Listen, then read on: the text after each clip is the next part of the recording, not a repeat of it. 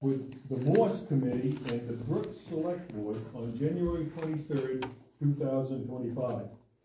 The meeting was cordial, it was productive, and one of the outcomes was to arrange a tour of Morse for the February vacation, which took place.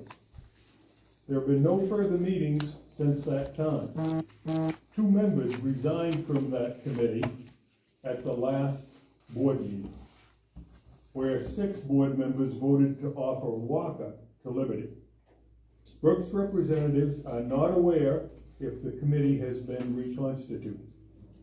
This article has been placed on the agenda without consultation with any town representatives. The Operations Committee met on May 7th. No agenda was posted in advance of the meeting, and only 1 Ops Committee member was present, so it's unlikely the recommendation came from Operations. If the discussion on this item tonight follows the discussion last month on Walker, you as a school board will be asked to affirm the lack of need for Morse. Based on April enrollment postings and the 2023 Ecology Learning Center, ED 279, there are 1,251 students eligible to be educated in RSU 3. Of these 1,251 students, 217 choose homeschooling. And this is up from 163 in January of 2024, when the district went public with a school closing plan. 50 are being educated at the ELC, leaving 984 enrolled at RSU 3. 1 in 5 students eligible to be educated at RSU 3 choose to be educated elsewhere. If Waldo leaves the district and takes 57 students with them, then it becomes 1 in 4 students.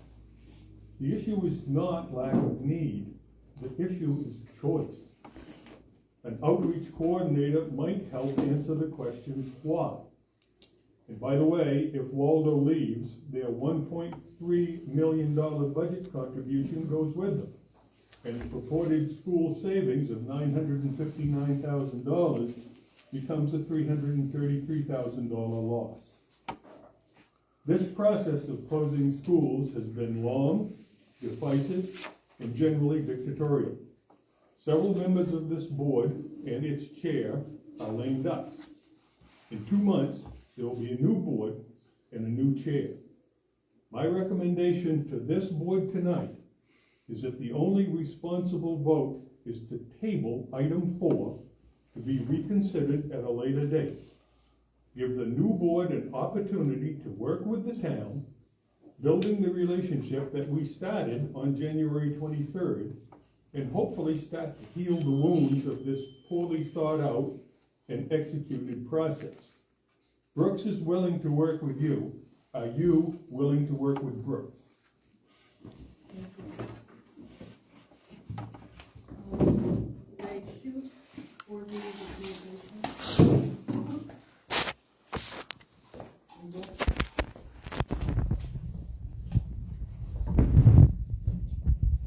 Good evening, my name is Brandon Shute, and I'm here as an individual. I'm not representing the town of Brooks Selectmen. I'm not representing the Brooks Closure Committee, even though I'm chair of the board. I'm chair of the committee. I want to deal with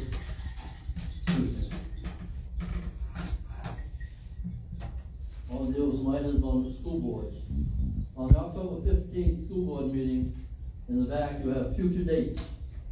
And on those dates, gave a date of 10/28, public hearing at Brooks, 6 o'clock, quorum needed. 10/29, school budget hearing at Walker, Liberty, quorum needed. On the 28th of October, the hearing was called to order by the chairperson, and the roll was called, and there were 9 board members present. On the 29th of October, a public hearing was opened by the chair of the board at Liberty, and the roll was called.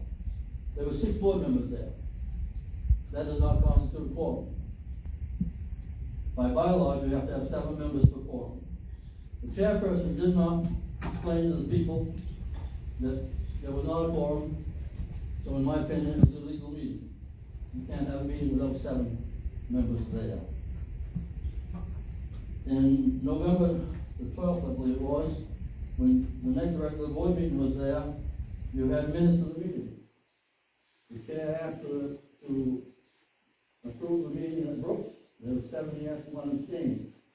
The one at Liberty, 5 yes, 2 abstaining. The chairperson did not, again, explain to the board there was not a quorum at the Liberty meeting. Also, the abstaining votes should be named, because if somebody wants to rescind or reconsider that vote, they would have to be named, and they're not named. On December 9th, the regular meeting of RSU 3, the board was changed to the 16th. The chair and or the superintendent does not have the authority to move that date of a regular school board meeting. The bylaws state very firmly, it's the second Monday, unless it's a holiday, and then it goes to the Tuesday. I found nowhere in RSU 3 policy, bylaws, otherwise, that gives the superintendent and our chair the ability to change the date of a regular school board meeting. In history, going back, the only people that can do that is the vote of the board. And I have found nothing in the minutes. Communications. 2-3 months ago, people got up and suggested that we go and videotape this meeting so people would see it, understand it, listen to it, rewind it, listen to it again. At this point, nothing that I know is being done. What better way to communicate to the people than videotape this board meeting? You, in fact, have, I don't know how to really pronounce his name, Paradise, has a video class production. Maybe that would be a good place to start. Policy, BDE, superintendent and board chair are ex officio non-voting members of standing committees, unless the chairperson is actually placed on that committee and approved by the board. I went to a meeting on October 7th. The operations committee meeting was held in the high school conference room at 4 p.m. The chairperson, Mr. Frost, was the only board member present at that meeting. Some of the discussion that was brought forward was removal of the old bus garage and the item to start the process to return more school to town of Brooks. The chair of the school board has tried to motion as a member of the committee, and the chair of the operations committee, Mr. Frost, tried to explain to the board chair she was an ex officio member and non-voting member. Mr. Frost did an excellent job in professional manner to facilitate those 2 items. In my opinion, the board chair owes Mr. Frost an apology for that inappropriate discussion. I also want to express my opinion on spending money on absolutely needed things. We don't know how much money we're going to get from the state. We do not know how much money we're going to get from the federal government. And we're going to try to tear down a building for $15,000 to $16,000 and pay for $20,000 to $25,000. And we don't even know if we're going to be able to have food enough and money enough to have a free lunch for all our kids, which is, in my opinion, a very important thing. I would say to you that of all the things that we need to do, we do not need to spend money to tear that old building down, even though it was in the original plan. And I understand planning is a great thing, but plans change. Who would ever thought that we would have people just taking and eliminating the Department of Education at the federal level and putting all the burden on the states? Nobody would have thought of that 2 or 3 years ago. But we do, and we do not know how much money we're going to get. Also, at some point, you guys are going to take, and you're going to take a lot of equipment out of Brooks and Walker. You're going to have a place to store it. You've got all kinds of equipment, all kinds of buses, all kinds of vans, and what better place to store it is in that old bus garage that don't cost you a nickel at this point, not $50,000, $60,000 to tear it down. And the next thing that would happen, in my opinion, is you tear that down, and somebody's going to come to this board and say, we need to build something for storage. Thank you very much.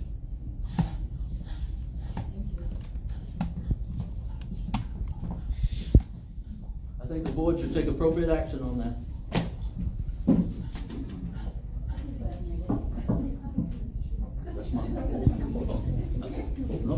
Sorry. John, we're gonna mute you. Is actually on. Oh, I don't get it. I'm sorry. Everybody's watching.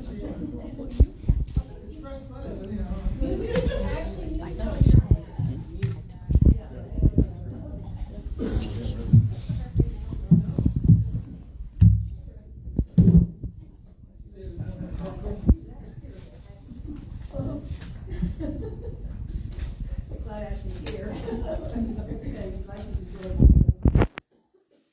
Okay, may I have a motion, please, to approve the minutes of April 14, 2025, regular school board meeting? So moved. Second. Discussion? Regarding no discussion, those in favor of approving the minutes of April 2025, regular school board meeting? And Jonathan? Yes. Yeah. Ashley? Yes. Unanimous.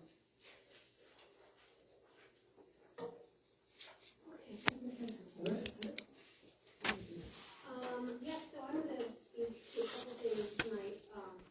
First, I just want to reference the fact that we had a really hard week in the district last week. And that is by no means saying that we will continue to have hard days moving forward, but I wanted to publicly recognize the entire staff, for how well they navigated that. Being there for one another, above all for our students. I wanted to publicly recognize that we had a number of parents who reached out, sent in donuts, pizza, like just any little thing they could think to do. Also, I heard from so many people I haven't heard so many years that were connected to the district, had worked with previously, which was wonderful. A number of you reached out. And then also Belfast, I just want to acknowledge they, without hesitation, sent counselors, a teacher. They've offered to come and remove them, they brought donuts with them, they've offered to step in and help support the program. The students in the program with this mostly side. So again, a hard week, we got through it as we always do, but that would not have been without the support of everyone. So I really appreciate that and I wanted to make sure that was known. And then on a happier note, I do just want to share that in connection to the school closing and the transition of students to both Monroe and to Mountain View, we've talked a lot in the last couple of months, and then there's some really fun things sort of happening now this time of year, purposely to welcome families into the new environment, to welcome students. So we have ice cream social coming up here at Mountain View Elementary that's inviting those new families. We have something going on in Monroe. Did that happen today? Yep. Well, that just happened today where there was a math or a game night. Geometry night. Geometry night. So see, I listen. So just some fun, neat opportunities that we've really tried to be purposeful about. Same with staff. We're doing some fun things with the staff. I started a little thing. I had no idea it would be as fun as it has been. But anyone who wanted to send me a little interesting nugget about themselves, right? A little quirky thing, and then every day or every couple days, I send out to the elementary staff. I send out a guess who this is, or guess who's done this, and then later that day, I'll send out the answer. But in the meantime, I get all these fun emails back that's like, I think it's so and so, right? It's just been really neat, and so I tried it this year. I thought I'll play with it with the elementary, but next year I think I might do it district-wide. It's just a fun way. Some of the facts that we, that even I've learned about people, I'm like, that is so fascinating that we haven't known that. So just again, a lot of neat things happening right now as a way to support and help make the transition as positive as possible. And then finally, we do have a few retirements and resignations, sadly. We have Shay Bucher is resigning. She is 5th grade teacher here at Mount View Elementary. This is her first year. She's done a nice job, but I think there's some personal reasons she's decided that she's not going to stick around here. That's okay.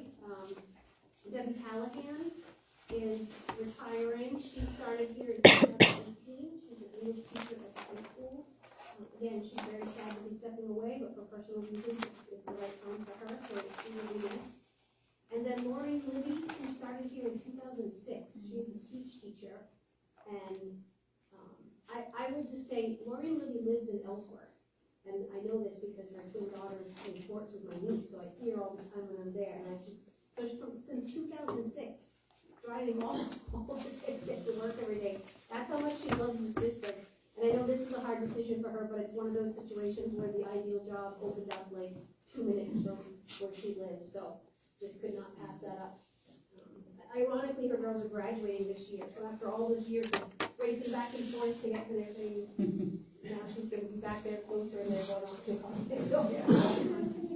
Yeah, no, I just think it speaks to her dedication to this district, and so she will be certainly missed. And then there's all of that.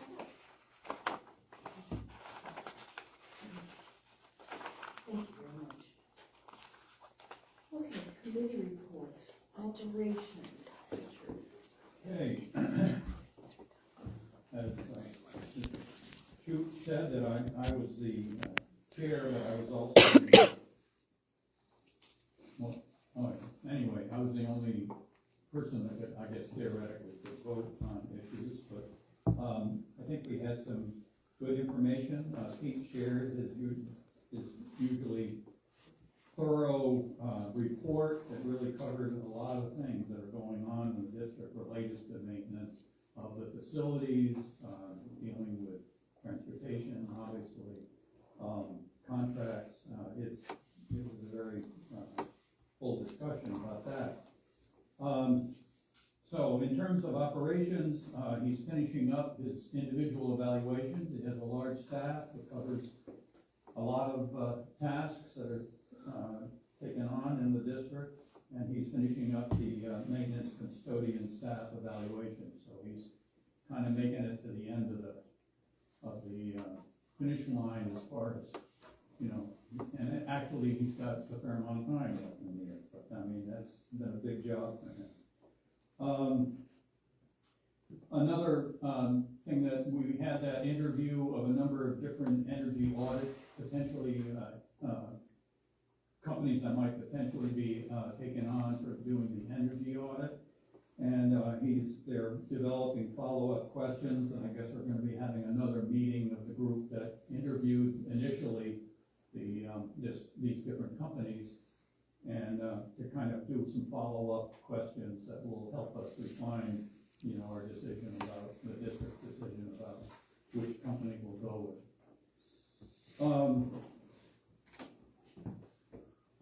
So there's, in terms of facilities, again, continued good progress on completing the maintenance request tickets that come into the maintenance department. He feels that there's been a really good start to spring athletics with terms of grounds maintenance, cleanup, busing, you know, that's all working out, has worked out pretty well this year.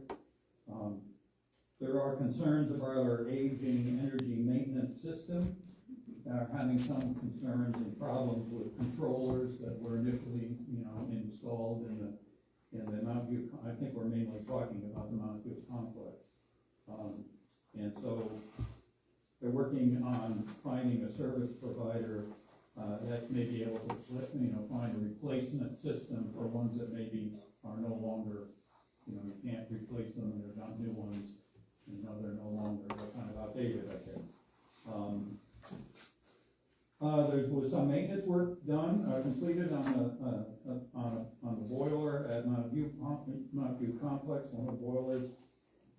They're getting quotes for replacing the ceramic brick lining of the chip boiler. I guess it's getting towards its ending its lifespan, and they need to do some replacing of parts. He gave us info and did some analysis and had comparisons of different companies that might be that would be able to be involved in the tearing down of the old bus garage and removing all the debris and making comparisons. So we had a chance to look at some of the figures. I don't think a decision hasn't been made yet. And also, he also gave us some different options, thoughts about the complex roof, and different ways of replacing it over time, or different amounts of parts of it over time, and different costs that, you know, it would involve in terms of capital, capital reserves that we would need, you know, all those things. So it's not a finished thing, but it was a beginning look at some of those figures, and I think it would be good for, I have one, I mean, we'd be good to make copies and make sure the other committee members that weren't able to be there can take a look at that, because I think that, and it may also need him there to kind of explain what he was doing in terms of the breakdown. In terms of transportation,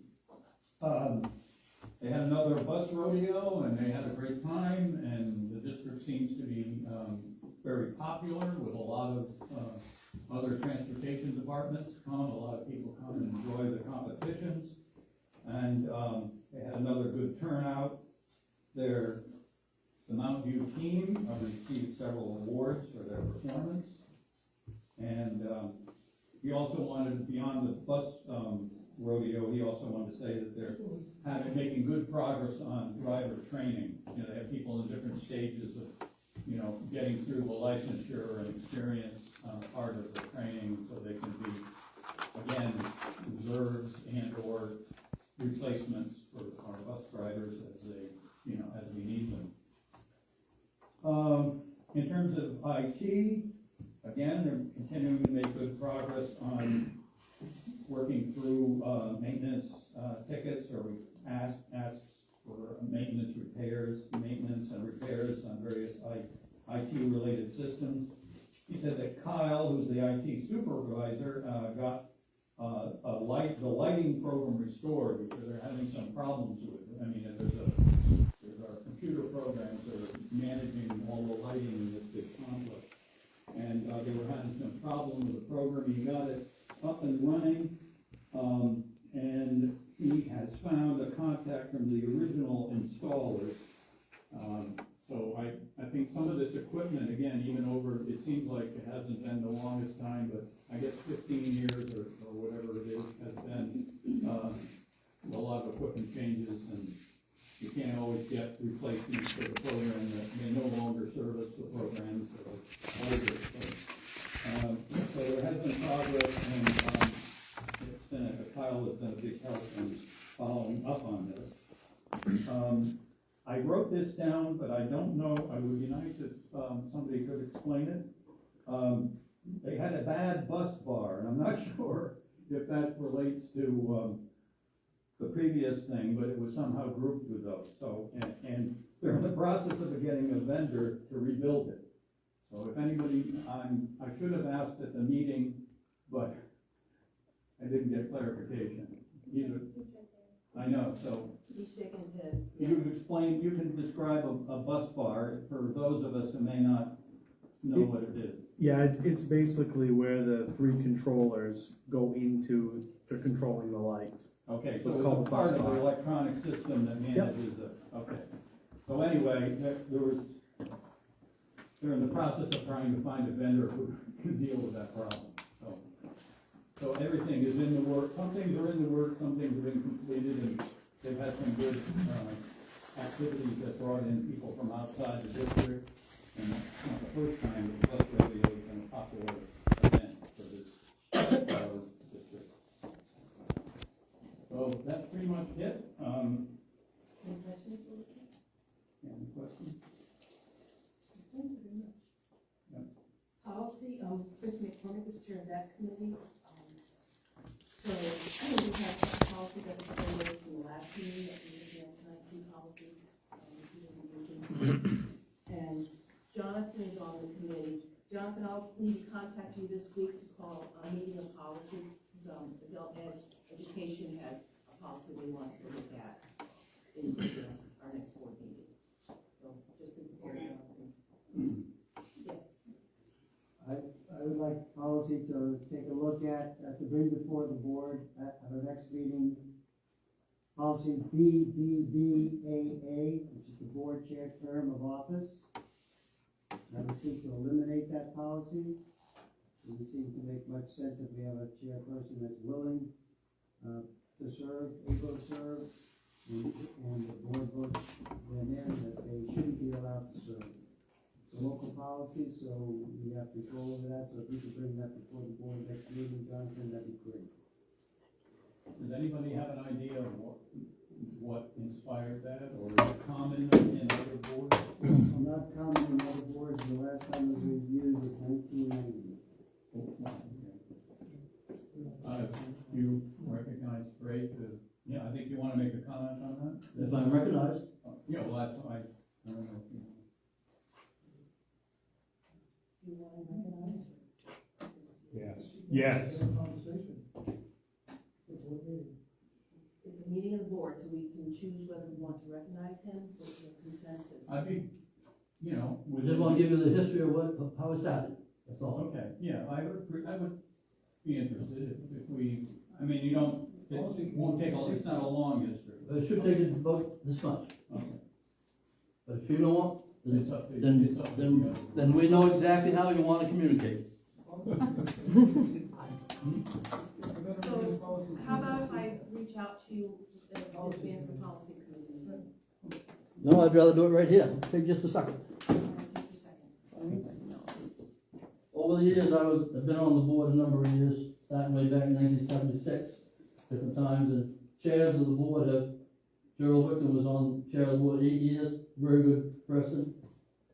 Nobody wanted to really vote against him, other people wanted to be chair. Became part of the deal as, we need to compact this so other people can be chair of the board. Madge Wilson was chair of the board 5 years in the mid-80s, and when she left that, they instituted 3 years to be board chair, and she could be up, he or she could be off a year, and then go back on. And that's, in a nutshell, what it is. And one of the problems we were having back in 1990 is we had a superintendent that we eliminated from being superintendent, and we needed the chair of the board to take care of that. So there's many other things to say about it, but that's in a nutshell. Thank you.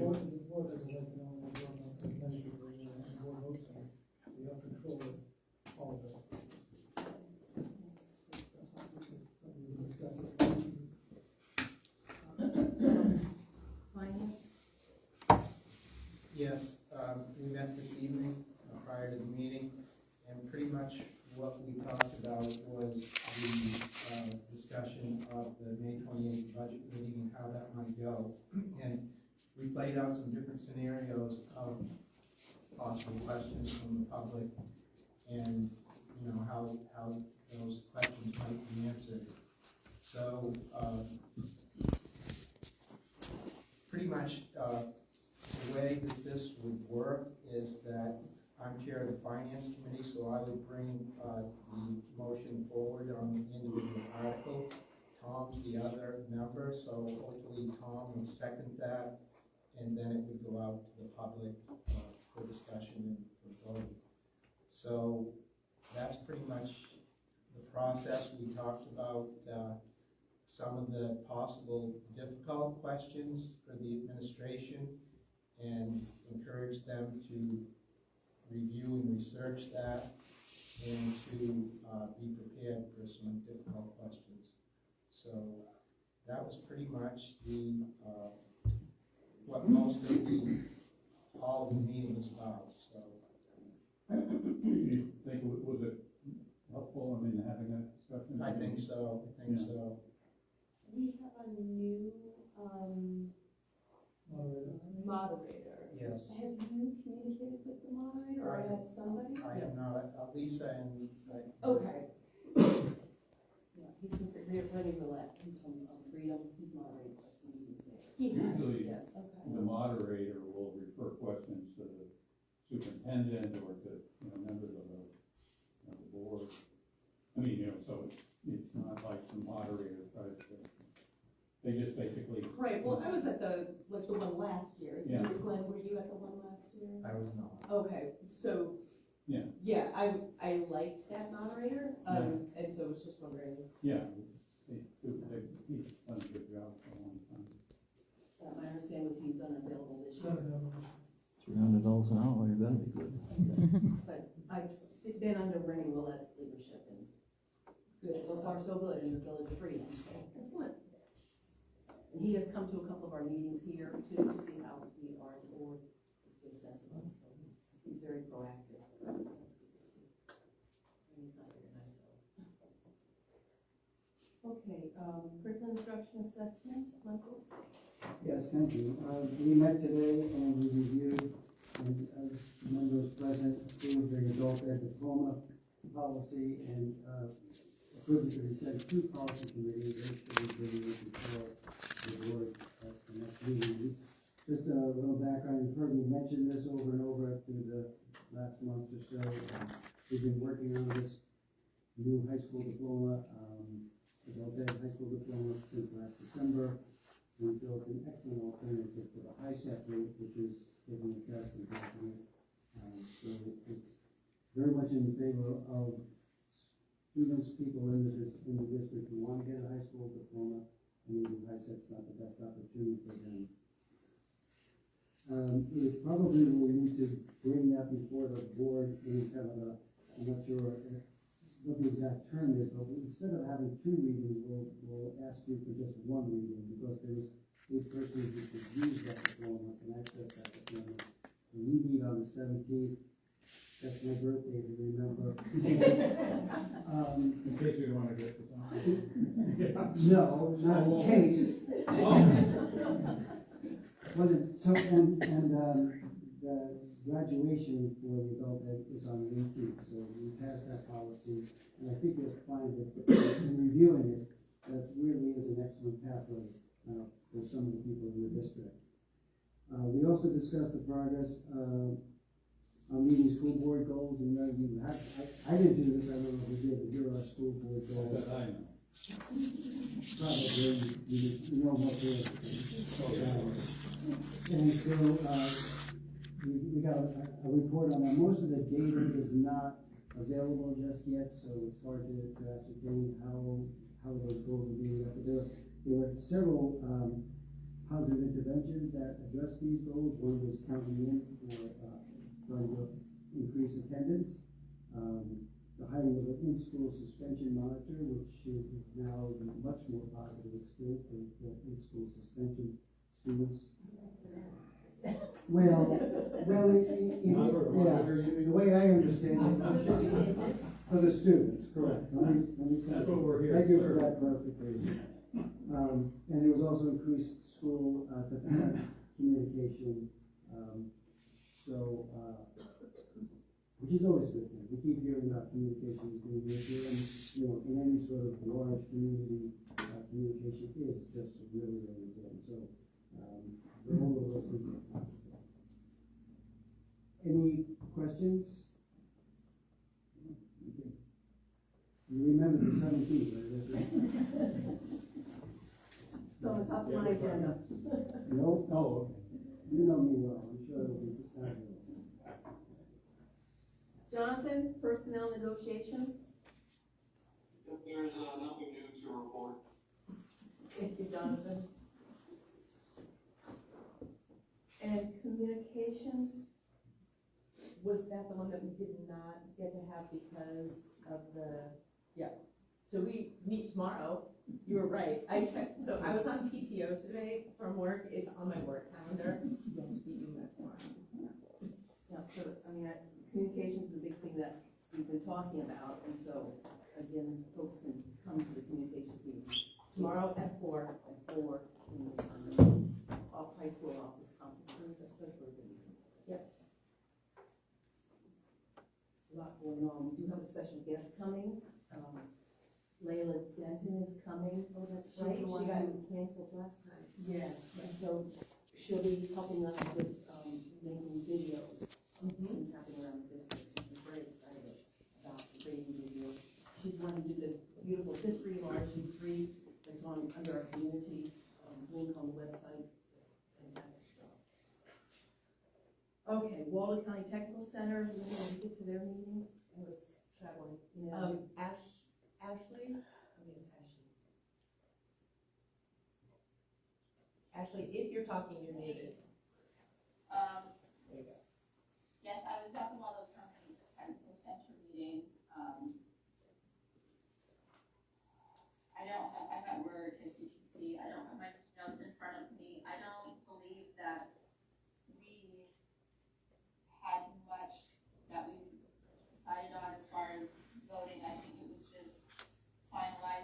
the budget, and, there was some resignations, and it was a pretty short meeting. But I'm sorry, I don't have my notes with me here at work. Anything on the, proposed construction type project or add-on or whatever? No, we did not discuss that at the last meeting. Thank you, Ashley. Welcome. Thank you. I asked for the dropout prevention to be added to this. It's not a board committee, but there's board representation on it, so I've been attending that meeting on a monthly basis.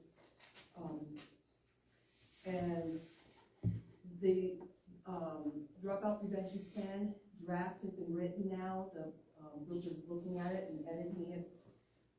It's a K through 12 comprehensive plan. That was important because you can't just wait till ninth grade, until high school to see, because you can tell. As we know, we even look at the enrollment reports. People are coming and going all the time. But I feel that it's really important that we put our time into the younger students here too, even if next year might not be here anymore, but it's still important to provide that background. So it's very comprehensive K through 12. They're breaking up now into two subcommittees, and one of the subcommittees is a K through 12 tracking intervention, to track and intervene with students and identify the students, track the students, and improve the transition between the buildings. We always are talking about transition from elementary school to middle school, from middle school to high school. And so that subcommittee will be facing that task. And then the other subcommittee, which Michael will be especially glad to hear about, is the alternative pathways and re-engagement. So support adult ed, support all ed, support WCTC. What can we do to support alternative pathways for our students and get them to graduation? So that's that. And I do want to talk just briefly about the committee that we formed back in January for working with Liberty and Brooks. Maria, it went out in the packet, right? But it's not printed off, this statement of. I can print it right now. You don't have to, but it went out in the packet, so they've all seen it. Yeah, that's what I thought. And I failed to realize it wasn't in the packet. So this RSU3 Advisory Committee purpose statement, whenever the board forms a temporary committee, you need to have a charge statement. And in consultation with Liberty and that committee, I got the first draft from them on what they would like to see. Then I worked with Lisa and Paul and presented at the operations meeting too for wording and approval, and asked the operations director to look at it, and Mark Van, the mentor, to look at it too, because those are the folks that are really heavily involved in this purpose statement. So I wanted to know if you have any input, any thoughts on the advisory statement that was in your packet. The operations committee's already had a chance to review it. You want me to read it out? What's the Yeah. title? I'm looking at my. It would have come through in Maria's email to us with the board packet, and it's RSU3 Advisory Committee Purpose Statement for Liberty. Why don't you read it off? I think it would be useful. The RSU3 Advisory Committee has been established to support the town of Liberty in the evaluation and determination of the future use of the Walker School building. The Advisory Committee shall function as a liaison between the future of the Walker School Committee, the RSU3 Board of Directors, and the Superintendent. And of course, Superintendent means the Superintendent's office. Mm-hmm. The Advisory Committee members shall attend meetings convened by the future of the Walker School Committee, offer guidance, and serve as a resource for needed materials that assist in navigating the associated decision-making processes. Minutes from the meetings of the future of the Walker School Committee should be provided to the RSU3 Advisory Committee, and in turn shared with the RSU3 Board as part of the regular monthly committee report. So that would be a monthly report out. The RSU3 Advisory Committee shall continue its town district collaborative role until a final resolution concerning the Walker School building has been reached for the town of Liberty, and all requisite legal procedures have been duly completed. So a statement for a committee that's just a short-term committee, you need to give a purpose and when that committee will be dissolved. And so once Liberty and RSU three decide, what they want to do with the building.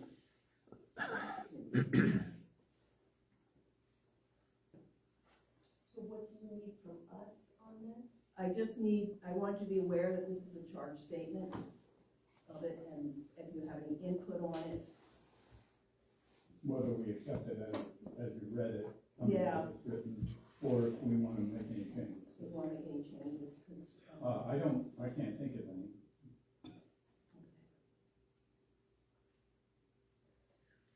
For myself. Yeah. And of course, we've only opened up the committee to work with Liberty at this point. There was no official, But this could be a model for, the general statement Walter. of the purposes. Who is on this committee? So at the last meeting, we heard voices from two of the committee members that they weren't sure they wanted to be on it. I got a written statement then from Tom that he chooses not to be on the committee anymore. I haven't heard yet from Glenn whether he officially wants to continue to serve as a liaison with the board and the towns. And it would continue the same role they were doing. It's nothing different there. It's just that we've officially now said that the town of Liberty can consider the building, because at this point we have no use for the building. Education, I should say educational use. You can't just use a building for storage. That's not educational use.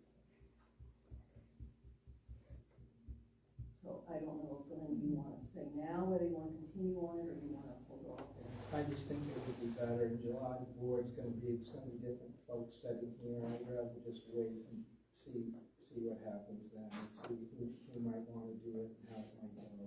So I'm between a rock and a hard place right now because their next meeting is May 22nd. They have asked for the committee to come. Yeah, well, whatever, you'll have to wait, or you'll have to know about this. Well, Johnson's indicated he's still on the committee, so,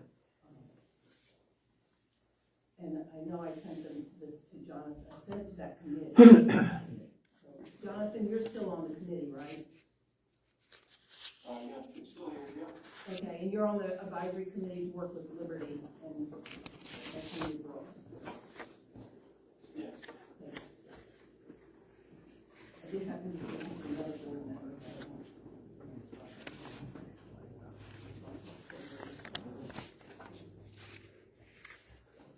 All right. Could it possibly be that there's a advisory committee working with Liberty, a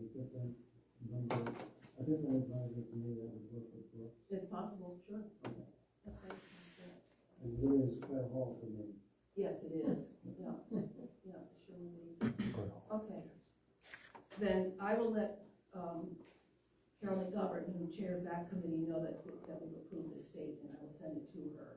And then Jonathan, I'll work with Jonathan and somebody else to see if they'll go. Is there any volunteers who wants to be on the committee? I know we're in a kind of interesting place when four of us aren't up for re-election. Well, there are four of us that are not up for election this, so we don't know what's going to happen in July. All right, thank you for that. So Carly contacted me for a student representative report. Carly contacted me and gave me her report. As I said, she's a softball player in Johnson Valley, and she wanted us to know that the student council sponsored their blood drive last Friday, and that she wanted to make known her express thanks to those that came and donated to and that they had a wonderful day of activities in the high school. They had cooking decorating activities, and a scavenger hunt, and volleyball, and mural paintings for Mental Health Day. So that was very much appreciated. Day of activities. And of course, she did indicate that the loss of Mr. Collins impacted the students, and that for the last couple of days, in the sense of the students being aware of this loss, and that a sense of kindness among the students, caring for each other, with greater show of respect. So, it impacts us all. Okay. Board chair.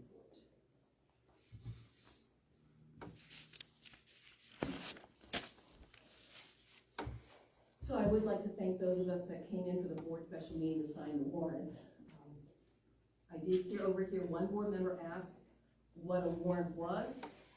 Since we were on finance, we're quite familiar with warrants and signing warrants to pay the bills. And so I just wanted to back up on that question. I didn't answer that question when that was asked. Wasn't really in a position at that point to address the question. But a warrant is simply an authorization. We've all heard of arrest warrants and search warrants. And so somebody has to sign a warrant that authorizes some kind of legal activity to be done. So in our case, we legally authorized the warrants to call for the public budget meeting on May 28th, to call for the June 10th district-wide referendum. The referendum is a vote on a single question of the budget, and to authorize that the final budget decision voted at the budget meeting be posted to the towns and reflected on the June 10th ballot. So with 11 towns, we had quite a lot to sign because of all the issues that had to be addressed legally and authorized by the board to sign them. And once every 3 years, the extra motion will be on the ballot as to whether or not we will continue the budget process of not only the budget meeting but also the referendum. And that is stated there in terms of for the next 3 years. Just looking at past history, when I pulled up the results of the 2019 referendum, it was more than a 2-to-1 vote to maintain the two-step process. And then in 2022, it was a little bit tighter vote, but it was still more than 2-to-1 to continue the process of the double meetings. I know that was a big question that came up at the meeting. This is just exactly what that was all about. Okay, so on our warrant, as we know, this next special meeting is a public budget meeting on Wednesday the 28th at 6:30 in the middle school gym. Prepare to go to middle school. Marie's always been posting the signs. Okay. So prior to the meeting, please familiarize yourselves with the budget booklets that we all received at the meeting when we were signing warrants. There's also at your town offices. I don't know if Maria brought any extra copies tonight. I did not. That's okay, I can get that. I actually have one extra one to look at too, to see. Although the budget has increased 1.4% from last year, the portion requested from the towns decreased by 2.4% due to both an increase in the state subsidy and also the application of carryover funds. However, since each of the town's portions is based on the most recent valuation, as reported by the state, there's a wide range of actual decreases across the towns. For example, Thorndike has decreased by 10% from last year's amount, but Montville increased by 3.4%. Their valuation increased so dramatically this past year. For me, it's pretty ironic because, as you may recall, those of you that were on the board back in 2021, Montville sent the board the initial letter requesting us to consolidate the school buildings to reduce the costs. So I feel kind of bad that Montville started the process of closing the schools, and then I actually got 2 letters, about one in 2021 and another one in 2022, asking to consolidate the buildings. And their request was based on the county goals. That got the ball going, that's for sure. Even though it didn't talk about in the past, we got the official letter from the towns. Okay. I sent Maria the board evaluations, and It's ready to go anytime. all right, so Maria will get it tomorrow morning then, and it's online. Those of you who've been on the board in the past. So the self-evals are used to develop the August board workshop, and from there our goals for next year. So we usually hold we have for the past 4 or 5 years held a budget board workshop in August. Once July meeting happens, we'll figure out the date.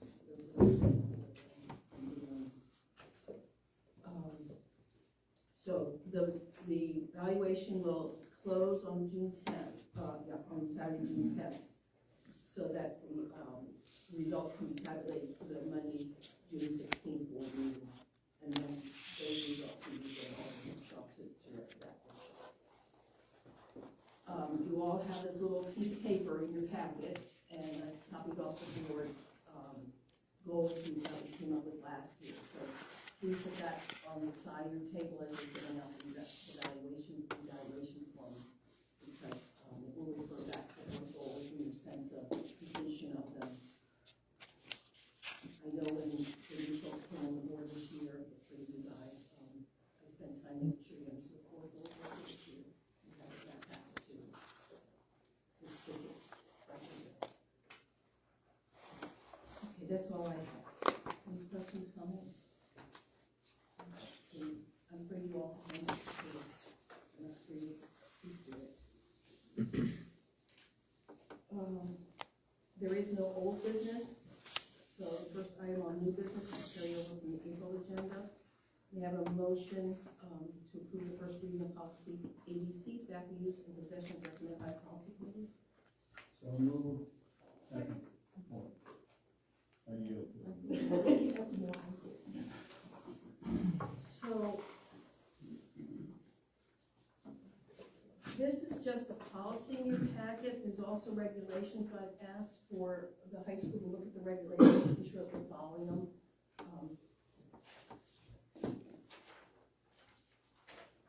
Nothing has changed from the policy that was approved back in 2019. We did take out the fact that the school handbook is not sent home, but it's posted on the website instead. So that was one change. Any questions or comments?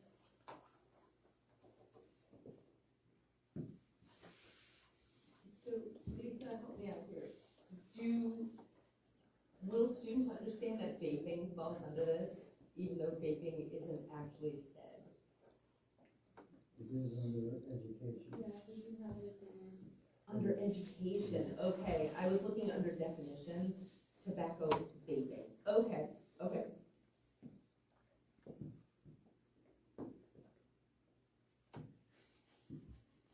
definitions, including also includes the use of any electronic delivery systems such as e-cigarettes, which bring aerosol or vapor. Okay. In the definition lessons. Yeah.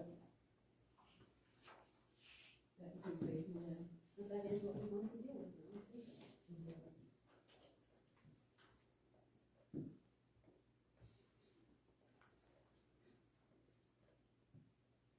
You good? I think so. Thank you for drawing my attention to that paragraph on the third line down. Limited to dips, spit, rush, chew, snuff. Is that supposed to be sinus and nasal tobacco? Ooh. Third line down, the second paragraph. Say so. Typo there for me. Okay, sinus. That makes sense, sinus and nasal. Snooze would also make some sense too. What's the difference between sinus and nasal tobacco? I don't want to think about it. No. Let's move on. So we change the word to sinus, or just get rid of the word sinus and just have nasal tobacco? I have no idea. And the key here is but not limited to, because the words change every day. Every Right. day there's a different term, different.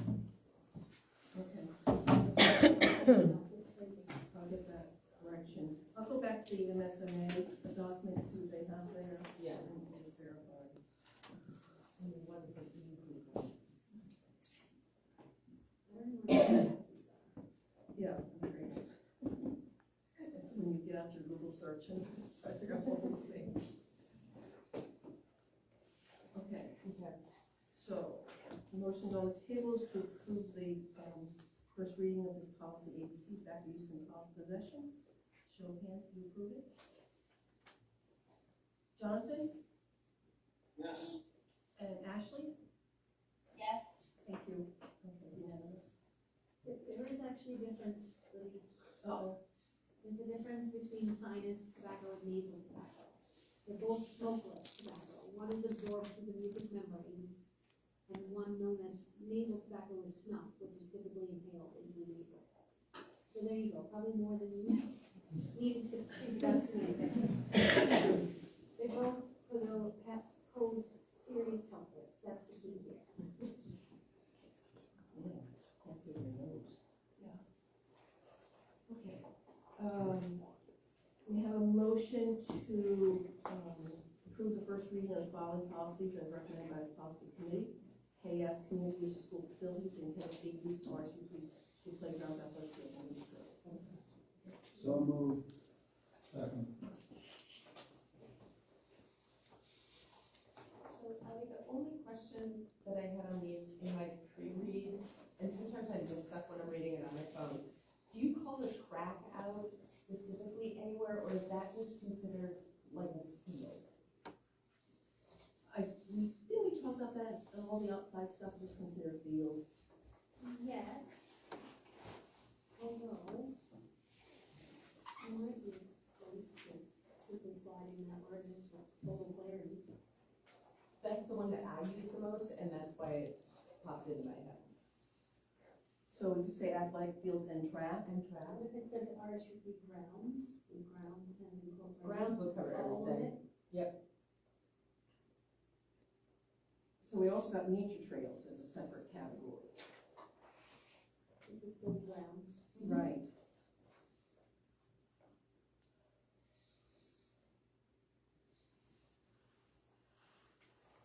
So just gonna read use of RSU number 3, grounds, policy KFB. Oh, that's it, yeah, school playground, oh geez.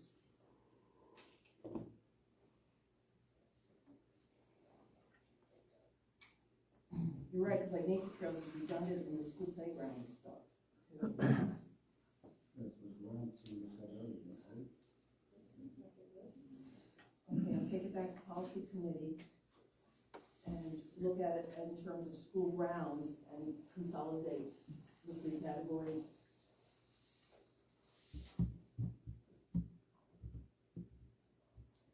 And we vote on it with the change to just ground, so we can get the first reading under our belt, if everybody's in agreement. I can bring it back to the committee. For a first reading, to bring it back for a second reading. Yeah. So we can approve the first reading with the changes. I was hoping that we could do that. Yeah. Okay. Any other discussion? Okay, then, yeah, those in favor of approving this for the first reading, policy KFB, with the indicated changes, show of hands. Ashley? Yes. Jonathan? Yes. Okay, thank you. All right, we'll take it back. Jonathan, we got more homework to do now for policy committee. And we're taking.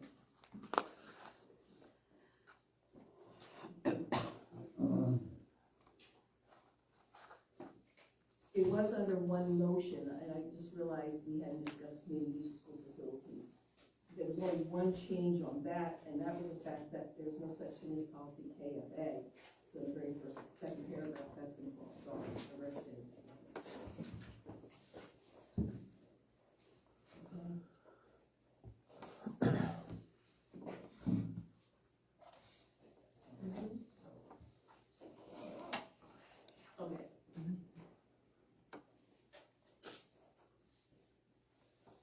All right, on to number 3, new business. I have a motion to direct the facilities director to proceed with the demolition and removal of debris in the old bus garage as recommended by the operations committee. So moved. Second. Discussion.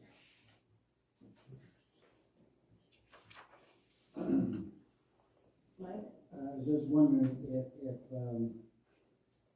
the facilities director could address this question in regard to what the gentleman said earlier about keeping the building. Is it viable to keep it or not? And So one of the things, Pete, I'll call on you for that piece, but one of the things we did ask Pete is that he needed it for storage.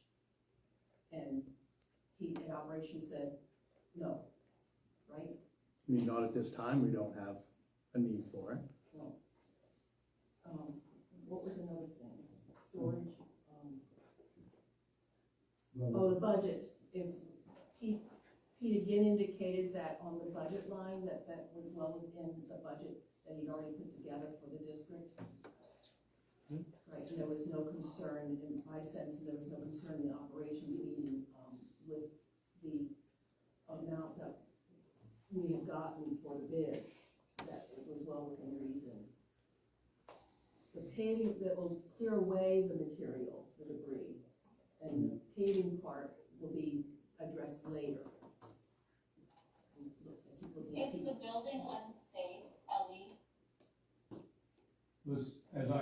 What I've been told is that the sill is rotted, and we know that it's not plumbed, the building is leaning. The concrete pad, I think, has some problems. I mean, something was brought up about the possibility, or there's some suggestion by some group or individuals in the district, in the school, that they thought they could use it, for students were using it for an indoor, a batting, place or something. I guess my concern would be having to have it kind of evaluated for its structural integrity, and whether you wanna have, students, that was a different thing from just storing things in it. But, I think there's questions in my mind about its structural integrity at this point.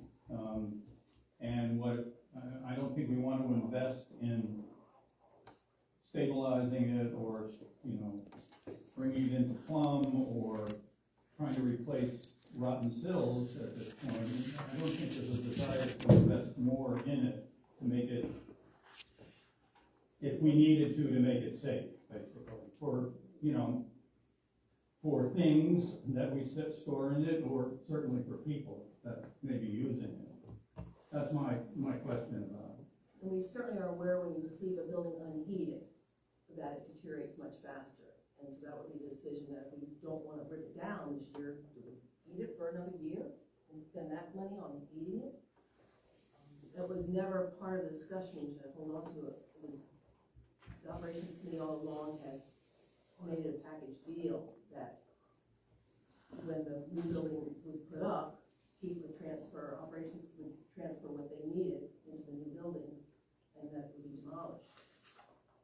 There was never any thought of holding on to it at all. No. And I don't know, do we have a joint, is it all underneath insurance, or are we paying a little bit extra to insure that building in case somebody gets hurt or liability? Question, Tom? With the things that are going on with the books and the boards, and the school of Liberty, the potential need for storage, I think it might be smart, unless it is actually unsafe, which you've been using it right along, right, Pete, right up till this last year. Yeah, we started transitioning out in August. Okay. So I would be hesitant to spend the money to destroy it right now. Storage is something that you're always going to need to be able to use. The unfortunate part with storage is sometimes you overuse it, and then you forget what's actually in there. But I would think waiting one more year until the schools are done with it might be smart to just wait. As far as the heating goes, it can be used as cold storage. There's no point heating an empty building, I agree with that completely. So there's no point spending thousands of dollars on something that you might go, sure, we could have used that. I will tell you that I've assessed the building quite a while ago, 6 months ago. I looked at it, Pete.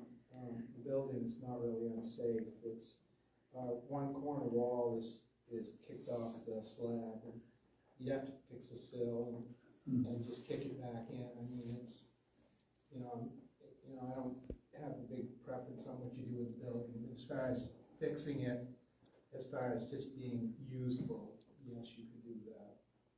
So.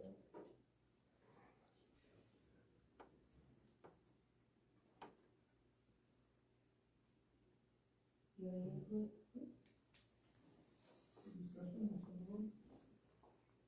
Well, so what was the recommendation from the operations committee? To move forward with demolition. And Pete, did you take into consideration storage needs from closing the two schools, and anything that might be stored from those two schools? So we're in the process of developing an inventory list, but we didn't get to finish that last week.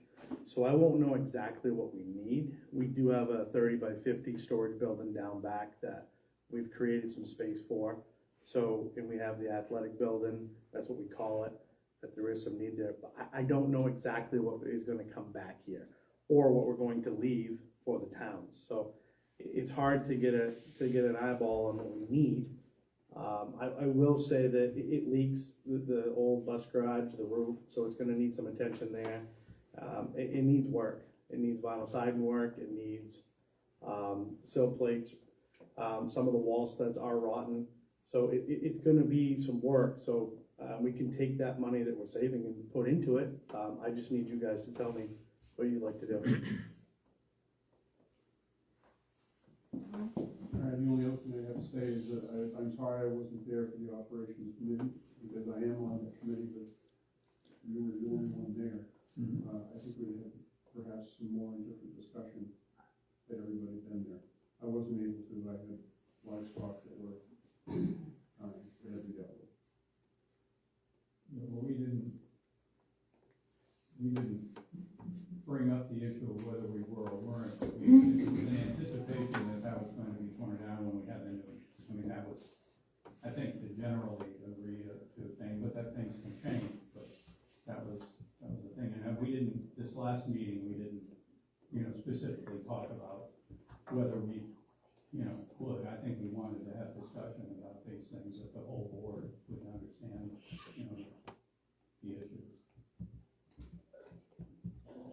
Is there any problem that's raised by tabling this for a few months? That once the schools are closed, we can see if the storage is needed, and then if we say we can take it demolition, maybe put it to fixing it, or at that point then demolishing it, rather than, keeping it for a full year, you guys can have an answer by August. Pete, how long is the bid good for? Could he come forward? So it's hard to hear from you around the corner. Thanks, Chief. Yeah. No. What was the question? How long is the bid good for? If we postpone this vote for a month? I don't know. I can go back to the outfit and ask. It was real scary. I mean, typically, it'd be better to do it in It's a good really weather. good bid. Yeah, Very good before bid. it's difficult to travel and difficult to work, and so before the. I mean, it might be good for you folks to come look at it too, and see what you're trying to keep up and the conditions in. We could have an operations committee go down and just look at it. If you guys feel more comfortable doing that, then let's do that too.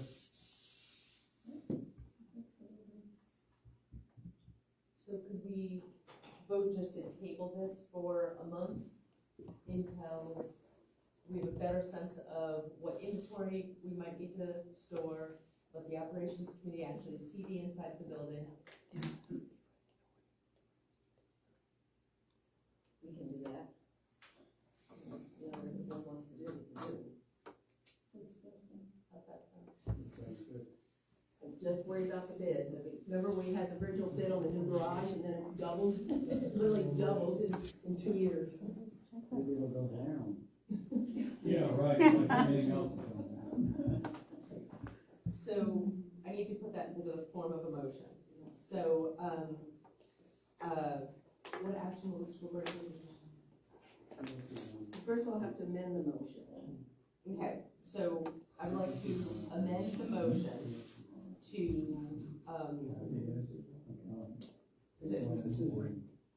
to table the decision to, go forward with this vote right now.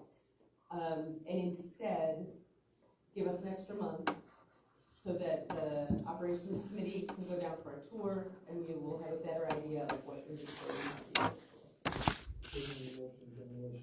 Tabling the motion of demolition. Yes. All right. Thank you, Paul. All right, so the motion on the table is to table the motion for demolition. Those in favor of tabling the motion, show of hands. And those two, Ashley? Yes. And Jonathan? Okay. Yes. Those against? Sorry, it's okay, it's all right, it's all right, it's okay. All set? All right.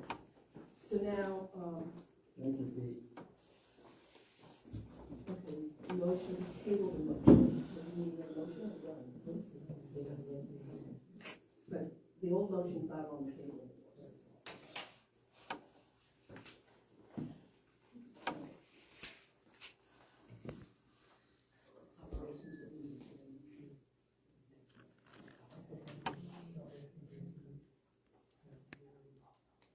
All right, may I have a motion to offer more memorial building to the town of Brooks for their consideration of transfer ownership of said building from RSU 3 to the town of Brooks? So moved.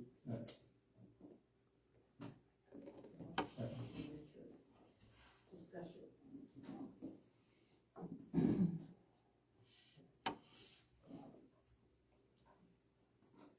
So, as I said last month, this doesn't change anything. It just formalizes the fact that the district, as was voted back in December, that we have no education need for building. And that the towns will go forward with their plan.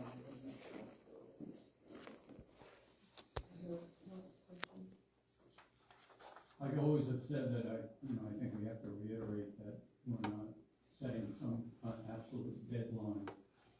Although obviously, we would like to have it happen sooner than 10 years from now. I'm exaggerating facetious, but, so we're not saying, it's just that we would like to go forward with the discussions about the potential use by the town if they should choose to take ownership.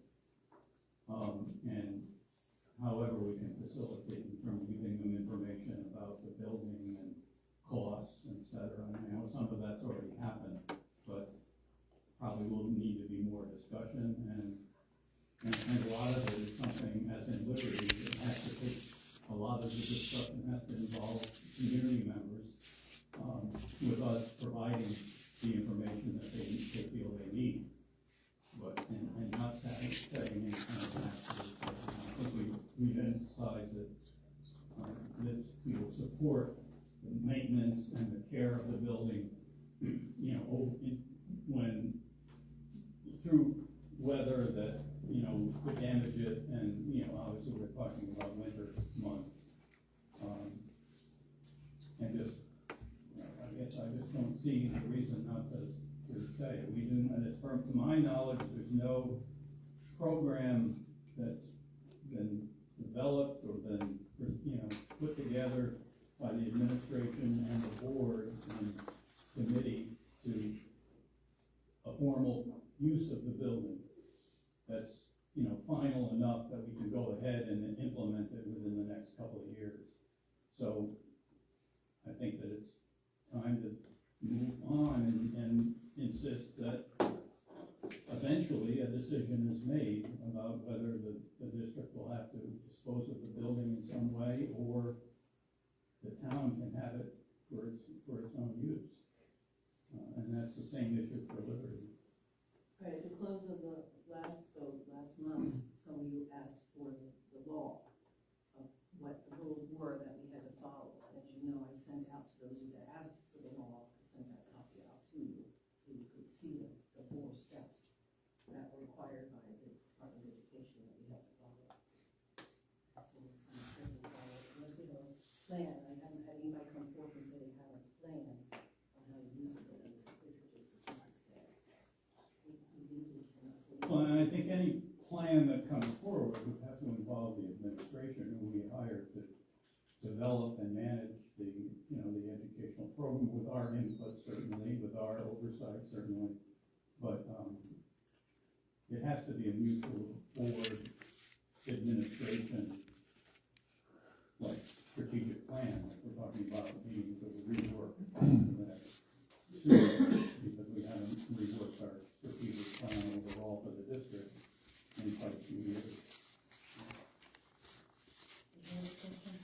So when Brooks comes back and says we'll be back in next April, that's gonna be acceptable.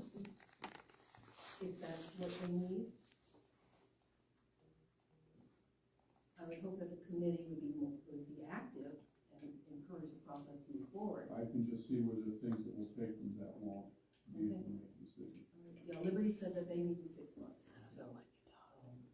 So we're working with them, they've got their meeting already set up for the next meeting, as I said, May 22nd. I know you two will meet, and Jonathan, well, you and Jonathan met once with Brooks, and you and Glenn met once with Liberty, so that committee's only met piecemeal one time with each of the towns since it was first formed. And so this charge would ask that it can move forward, that we have some kind of monthly report back to the board that the process is moving forward. So and that's what Liberty has indicated that they would like to do, is have their monthly meetings. They would provide our minutes to us on what they accomplished, and they share their April minutes with us already. And now they're getting ready for the 22nd meeting.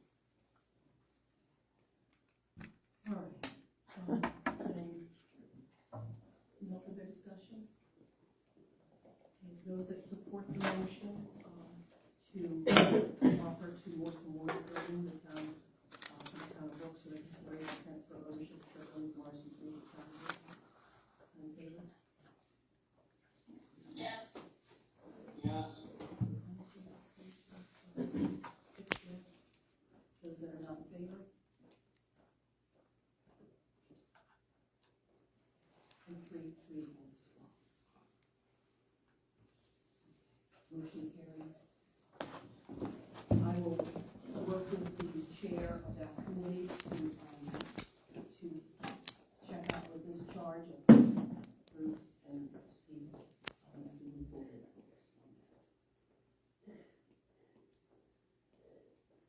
All right. Ellie, Yes? I know we're moving on from that motion, but I didn't hear, maybe I missed it, but I didn't hear anybody give a specific reason for why they wouldn't want to vote for offering the building to the town of Brooks. Did I miss something, or are people just not saying why they're voting against that motion?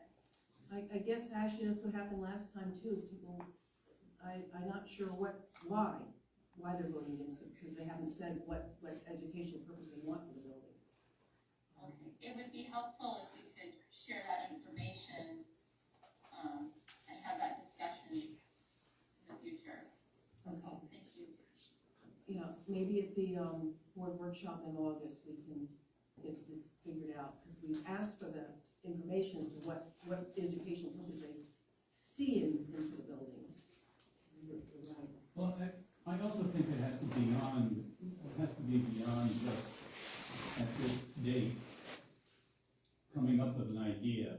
I think we need to, it's something that has to involve, I think, our school administration, staff, and the board in discussing these things, and we didn't develop a program that was concrete that we would definitely use these buildings for. Right. And so I think it's not just a matter of maybe something in the future far off, because we have had a vote to close the schools. The towns have, for whatever reason, the vote, they didn't vote to keep the schools open. So I think this is a next logical step in the process, and it's not forcing the towns to do anything in particular with the buildings, but I think there has to be, we need to encourage the process to go on. Right, I agree with you, Richard, and I just want to put it out there that, and I'm not calling anyone out specifically, it's just that if we're making these important decisions, if you don't feel like it's the right decision, please share with us why you don't feel like it's the right decision, because I think we're all very reasonable people, and we consider things critically, and I would just appreciate more information. And it, like I said, I don't have a feeling of